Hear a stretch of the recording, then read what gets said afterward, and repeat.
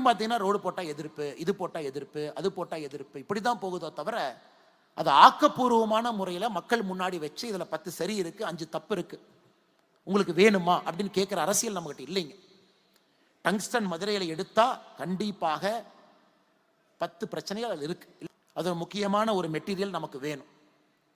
கண்டிப்பாக அதில் நல்லதும் இருக்குது. ஏன்னா நம்ம யாரு மேலே டிபெண்ட் ஆகாமல் இருக்கும்.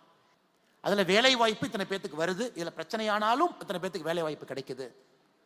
சுகாதாரம், சுற்றுச்சூழல் பிரச்சனை இந்த மாதிரி கையாளுறாங்க. மத்திய அரசு அதிகாரிகள் நீங்கள் வந்து சொல்லுங்கள், கிராம சபையில் வந்து எங்கிட்ட சொல்லுங்கள், என்ன பிரச்சனை நீங்கள் சொல்லுங்கள், எவ்வளோ இன்வெஸ்ட்மெண்ட் வரும், அதனால் அதை சுற்றி எந்த விதமான தொழிற்சாலைகள் வரும் சொல்லுங்கள். இதெல்லாம் கிடையாதுங்க. ஒரே வார்த்தை எதிர்ப்பு. எந்த காரணத்திற்கும் இந்த பகுதியில மத்திய அரசினுடைய டங்ஸ்டன் இந்த கனிமத்தை எடுப்பதற்கான டெண்டர் எந்த காரணத்திற்கும் இங்கே வராதுதான்.